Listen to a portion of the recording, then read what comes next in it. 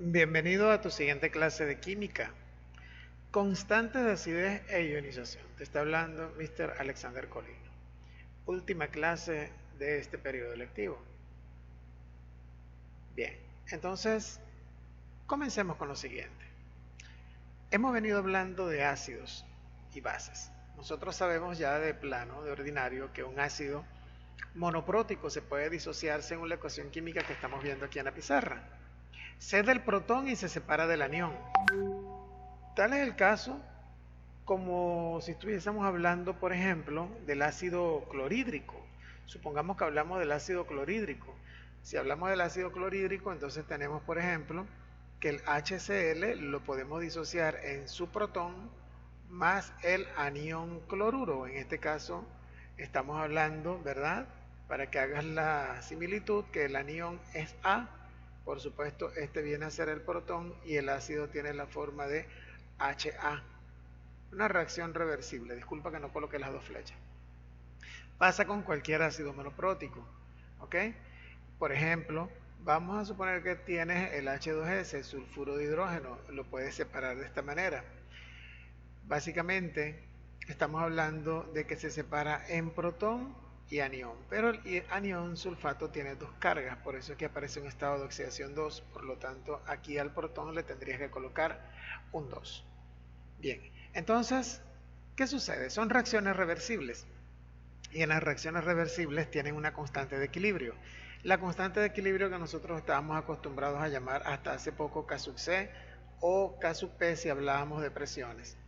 En las reacciones químicas iónicas como esta que tenemos acá, esa constante de equilibrio ahora recibe una notación especial.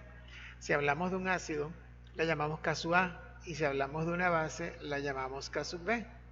Y son constantes, llamadas también constantes de acidez y constantes de basicidad. Si hablamos de la disociación de un ácido, hablamos de la constante de acidez K sub A.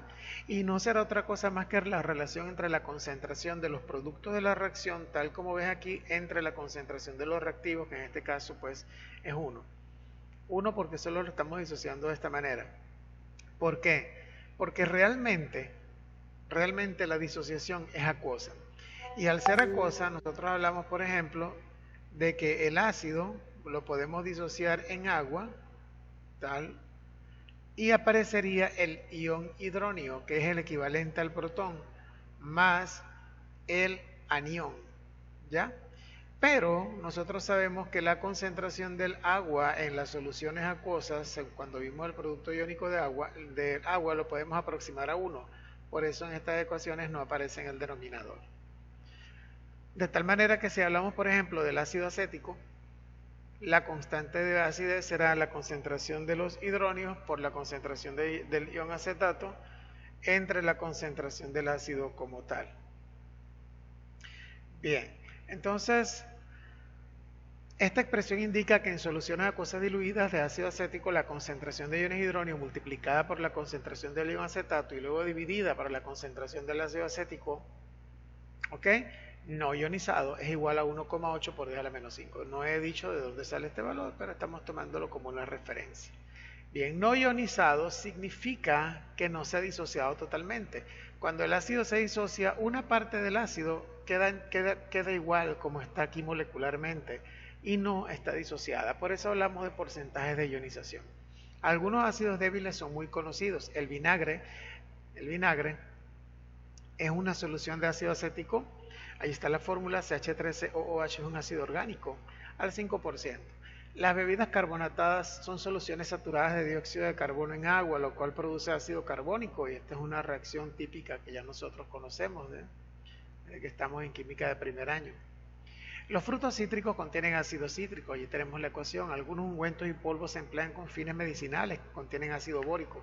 Y este uso cotidiano de los ácidos débiles sugiere la diferencia entre un ácido fuerte y un ácido débil. La diferencia es que los ácidos fuertes se ionizan por completo en solución acuosa, en tanto que los ácidos débiles solo se ionizan muy poco. Y lo mismo ocurre para las bases. ¿Ok? Entonces, Considere la reacción que tiene lugar cuando un ácido débil como el ácido acético se disuelve en agua, y aquí está la reacción de la que les estaba hablando hace ratito. Ácido acético, como vemos aquí, más agua, se disocia en ion hidronio y el ion acetato. La ecuación de ionización del ácido acético es la que acabamos de ver. Si nosotros expresamos su constante de equilibrio, que la llamábamos K sub C antes y que ahora la vamos a llamar K sub A, nos queda la concentración de agua aquí abajo. ¿Lo ves? Como te expliqué en la diapositiva anterior. Pero lo que sucede, lo que sucede es que esa concentración de agua siempre la aproximamos a la unidad. Por eso no aparece nunca dentro de nuestras ecuaciones y está K sub C, entonces ahora se va a llamar K sub A si es un ácido o K sub B si es una base. No olvides eso. Para diferentes ácidos tenemos aquí algunas reacciones de ionización, en todas en presencia del agua aparece por supuesto el ion hidronio, ¿ok? Recuerden ustedes que el ion hidronio es el equivalente a lo que nosotros llamamos los protones. ¿No son iguales molecularmente? No, no son iguales, pero recuerda que sus concentraciones son las mismas, por lo que tú puedes calcular los pH basado en el protón o basado en el ion hidronio. Lo dije en clases anteriores, tú puedes decir el pH es menos el logaritmo de la concentración de iones hidronio o menos el logaritmo de la concentración de los protones. A lo que voy, fíjate en las constantes de acidez de estos diferentes ácidos. Van disminuyendo desde el ácido fluorhídrico 7.2 por 10 a la menos 4 hasta 4 por 10 a la menos 10. Y los correspondientes pKa serán los valores que tenemos aquí. Como estamos hablando de órdenes de magnitud muy pequeños, es recomendable usar la función pKa, y de la misma manera la función P, que ya hemos explicado dónde sale la función P, será menos el logaritmo de K sub A. Cuando tú colocas menos el logaritmo de K sub A, tienes los valores de pKa. Mientras más grande es K sub A, más pequeño es pKa. Mientras más pequeño es K sub A, más grande es pKa. Ya no es pH, ya no es pH, estamos hablando de una función P para la constante de acidez. Y notamos que del ácido fluorhídrico al ácido cianhídrico baja la fuerza del ácido. Mientras más grande es la constante de acidez, más fuerte es el ácido. Miren este caso, el ácido nicotínico es un ácido orgánico monoprótico débil que se puede representar con la fórmula HA. No nos interesa el anión de este momento. Se encontró con una solución diluida de ácido nicotínico, contiene las siguientes concentraciones en equilibrio. ¿Cuáles de los valores de Ka y pKa? ¿Cuáles serán ellos? Si las concentraciones del ácido son 0,049 y la del ion hidronio y la del anión son las mismas, 8,4 por 10 a la menos 4 molar. Fíjate, se tienen las concentraciones al equilibrio, de modo que se sustituyen en la expresión de K sub A. Simplemente escribimos la ecuación de K sub A y no te olvides que la concentración del agua ya no la tienes que poner porque siempre esta la vas a tomar como 1. Entonces fíjate que aquí en la ecuación de K sub A ya no aparece. Sustituye los valores de las concentraciones en molaridad y tienes el valor de K. No tienes que poner unidades, recuerda. Y si tienes el valor de K, el valor de pKa, la función P, es menos el logaritmo de ese valor de K que acabas de encontrar y te da 4,85. Muy sencillo de utilizar. El ácido acético está ionizado al 4.2% en una solución de 0,01 molar, un porcentaje de ionización. Calcule la constante de ionización. Primero, la constante de ionización. El porcentaje de ionización de un ácido te dice cuánto de ese ácido se disgregó como iones en la solución. Quiere decir que es un índice en el que tú puedes calcularlo dividiendo la concentración de ácido que hay cuando se ioniza, cuando ya llegó el equilibrio entre la concentración de ácido inicial multiplicada por 100.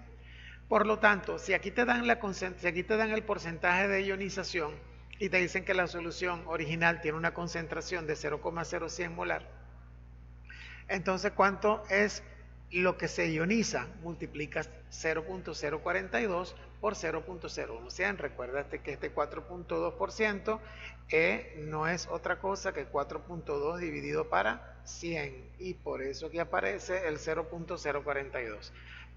De tal manera que en un litro de solución hay 4.2 por 10 a la menos 4 moles del ácido que se han ionizado. Recuerda que la molaridad es una unidad de concentración que habla de moles sobre litro, y en todos nuestros problemas estamos trabajando con un litro de solución. Bien, cada mol de ese ácido acético que se ioniza forma un mol de hidronio y un mol del ion acetato según la reacción química que estás viendo aquí en pantalla. ¿Ves? Porque todos los coeficientes estequiométricos son 1. Al inicio tiene 0,0100 moles del ácido. No hay nada de ion hidronio, no hay nada de ion acetato porque no se ha ionizado. Cuando se ioniza, desaparece la cantidad que acabas de calcular.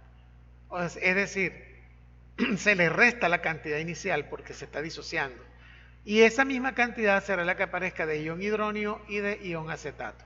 Por lo tanto, en el equilibrio tendrás la diferencia de estas dos, las restas, y te da 9,58 por 10 a la menos 3, y sigues teniendo el mismo 4.2 y 4.2 por 10 a la menos 4. En el equilibrio, sustituyes en la expresión de K sub A y tendrás el valor de la constante de acidez del ácido en esa solución.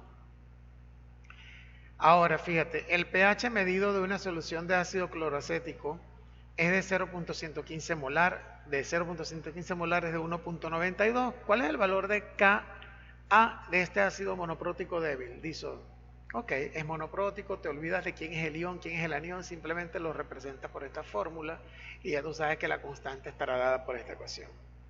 Por lo tanto, el pH de la solución, por definición, nosotros sabemos que es el menos el logaritmo de los iones hidróneos.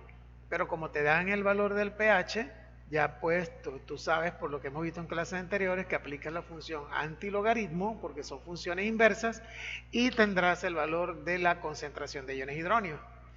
Pues hablamos del resumen que siempre utilizamos. Colocamos la reacción originalmente, la concentración original del ácido, no hay nada de ion hidronio, no hay nada de anión. ¿Cuánto cambia por la reacción? Oye, la concentración del ion hidronio es de 0,012 y la reacción es 1, 1, 1, 1. Quiere decir que eso es lo que hay en el equilibrio y por lo tanto es lo que le vas a restar al ácido para saber cuánto hay en el equilibrio del ácido. De tal manera que ahora tienes las concentraciones en el equilibrio, las sustituyes en la ecuación de la constante de equilibrio y vuelves a tener la constante de acidez. Entonces ya con esto, pues nosotros, por supuesto, hemos tenido ahora un procedimiento basado en el valor del pH. Las constantes de ionización son constantes de equilibrio de reacciones de ionización, de modo que su valor indica el grado al cual se ionizan los electrolitos débiles. Al igual, concentración, los ácidos con valor de alto constante de ionización se ionizan mucho más y son ácidos más fuertes que los ácidos de constante de ionización pequeña. Bien, en una tabla que no te voy a mostrar acá porque realmente no me es importante en este momento, quiero que simplemente veas algo, que lo que me interesa que sepas es esto. Mientras un ácido es más fuerte, ¿ok? Su base conjugada es más débil. Relaciona este HF con esta F, este ácido nitroso con ese ion nitrato, este ácido acético con este ion acetato, ¿ok? Y entonces, si te das cuenta, según Brostol-Lowry, las bases conjugadas serían estos aniones. Cuando un ácido es muy fuerte, su base conjugada es débil. Y cuanto más débil es un ácido, como el ácido cianhídrico, más fuerte es su base conjugada. Y recuerden que la fuerza se mide en la tendencia a aceptar o a captar un electrón. Si un ácido cede muy fácil sus protones, es un ácido fuerte. Si una base capta muy rápido protones, es una base muy fuerte. Si no lo hace tan rápido, es más débil. Si se conoce el valor de la constante de ionización de un ácido débil, puede calcularse la concentración de las especies presentes en soluciones de la concentración inicial. Bueno, el valor de Ka de ácido acético y fluorhídrico es 1,8 por 10 a la menos 5 y 7,2 por 10 a la menos 4. Claramente vemos aquí que el ácido fluorhídrico es más fuerte que el ácido acético, más grande. ¿Cuáles son los valores de pKa de estos ácidos? Aplicas la definición de la función P. pKa sustituye simplemente los valores de esa constante y tiene los valores de ese pKa. Por supuesto que el ácido más fuerte tendrá una constante de ionización, una constante de acidez aquí en este caso, un P un P más pequeño porque su constante es más grande. ¿Ok? Recuerda esa relación. Aquí tenemos una parte de la tabla de ahorita, ahora sí te muestro algo aquí. Tiene soluciones de ácido acético con la misma concentración de ácido clorhídrico y del ácido hipocloroso. Entonces, fíjate bien en algo, la constante de ionización para el ácido clorhídrico es muy grande, mientras que las de estos están por órdenes de magnitud de 10 a la menos 5 y 10 a la menos 8. pKa no tiene valor. Fíjate que esto puede pasar. Concentraciones de iones hidróneos 0.10. Haz la prueba en tu calculadora a ver qué pasa. Función P, 1. Porcentaje de ionización 100%. Se ioniza totalmente. Entre más débil es un ácido, menor es el valor de pKa y más grande, perdón, de K sub A, y más grande el valor de pKa. Mientras más débil y mientras más fuerte lo contrario, de manera similar, entre más débil es una base, menor es su valor de K sub B y más grande el valor de pKb. Recuerda que la Kb es similar a la Ka, solo que con bases. Ahorita vemos un ejemplo. Dado los siguientes ácidos débiles y sus valores de K sub A, ordénalos según la acidez creciente o valor creciente de pKa. Bueno, aquí te están dando los valores de pKa. Puedes ver claramente que el más grande es el que está multiplicado por 10 a la menos 4. Tenemos aquí, entonces por supuesto en orden creciente tendremos primero el ácido cianhídrico, luego este que tenemos acá y luego el ácido nitroso. Entonces el valor creciente, ordénalo según los valores de P. Esto quiero que lo analices tú, estás en la capacidad de analizar esto que está aquí porque ya te lo acabo de explicar. Los ácidos polipróticos, en cambio, escucha bien el nombre, polipróticos, son aquellos que tienen varios protones en su estructura, por eso se llama poliproti de protones, poliprótico, y tienden a cederlos en disociaciones sucesivas. Son ácidos que tienen varios valores de K. Fíjate, por ejemplo, en el ácido fosfórico, cuando ellos se disocian perdiendo los protones de uno en uno. Cuando él pierde el primer protón, siempre aparece, por supuesto, el ion hidróneo, te queda aquí, por ejemplo, el fosfato diácido, el fosfato diácido, porque tiene dos hidrógenos. Entonces ese fosfato diácido también se puede disociar, pierde otro protón más y queda el fosfato ácido, y cuando ese fosfato ácido se disocia en agua, también pierde el protón y queda nada más el ion fosfato. Para cada uno de estas sustancias, de estos ácidos que están acá, tienes un valor de constante de acidez. Fíjate, la constante de acidez del ácido fosfórico, la del fosfato diácido y la del fosfato ácido están dadas de esta manera. Y fíjate que mientras más se va disociando, más débil se va haciendo. ¿Te das cuenta? Es más fuerte cuando está con sus protones completos. Se advierte que K sub A1 es mayor que K sub A2 y esta última mucho mayor que K sub A3. En general esto se cumple para todos los ácidos polipróticos inorgánicos. Nosotros no estudiaremos soluciones de ácidos polipróticos porque no está al alcance del nivel de bachillerato. Calcula el porcentaje de ionización de una solución de ácido acético en 0,10. Mira, escribe la ecuación de ionización y la expresión de K sub A. Se sigue el procedimiento que se ha utilizado en los ejemplos. Yo no coloco los números, pero son los ejemplos que están expresados anteriormente en las diapositivas para obtener la concentración del ácido que se ioniza. A continuación, la concentración de ácido que se ioniza se sustituye en la expresión del porcentaje de ionización. El porcentaje se define como parte sobre total, o sea, cuánto se disolvió, cuánto se ionizó entre lo que tenías inicialmente multiplicado por 100. De modo que el porcentaje de ionización es lo que se ionizó entre lo que tenías inicialmente multiplicado por 100. La ecuación de ionización del ácido ya nosotros la hemos visto anteriormente en las otras diapositivas, aquí te la pongo de nuevo, y por supuesto la ecuación de la constante es esta. Sabemos que el valor de su constante de acidez es de 1,8 por 10 a la menos 5. Esto es información que el problema te puede dar. Cuando tú vas a la tablita que siempre haces, si inicialmente tengo 0,10 y él se me disocia en un porcentaje que no sé cuánto es, aquí lo voy a colocar. ¿Qué sucede? Esa cantidad siempre es muy pequeña. Siempre es muy pequeña. Muy pequeña.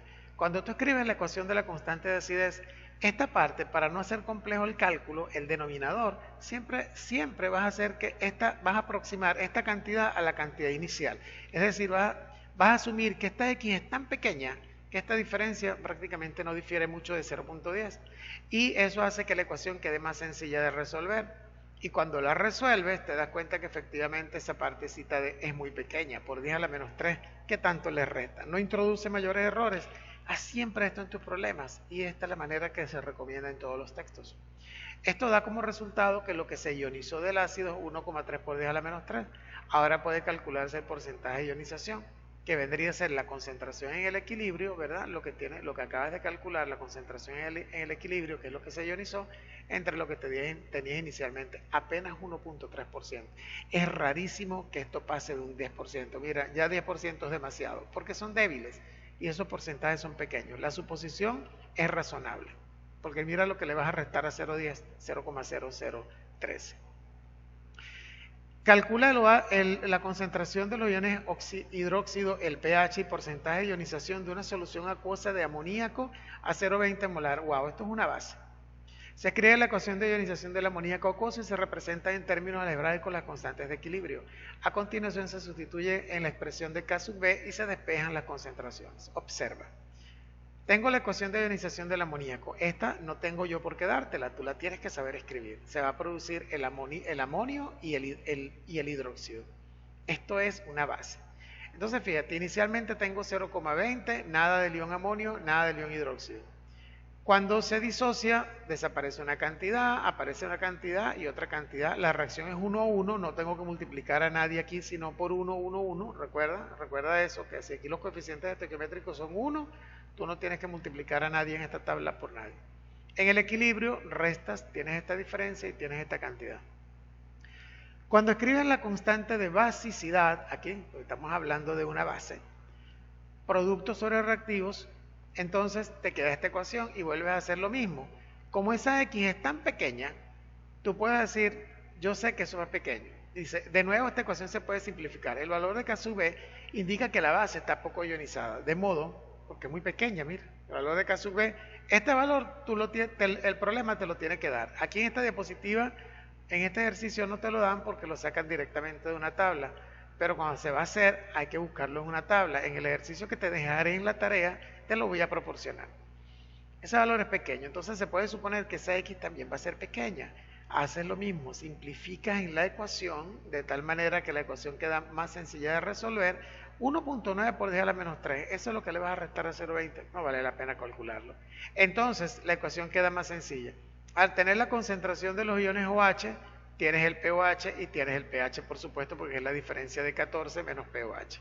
Y el ionizado será esa cantidad que acabas de encontrar, 1,9 por 10 a la menos 3, entre 0,20%. Mira, ni siquiera pasó de 1, 0,95%, porque se trata de una base también débil. Entonces, para hacer los cálculos de OH, iones de concentración de iones oxidrilo, hidróxido, pH, pOH, porcentaje de ionización, necesitarás siempre K sub B o K sub A del ácido, ¿ok? Siempre lo vas a necesitar.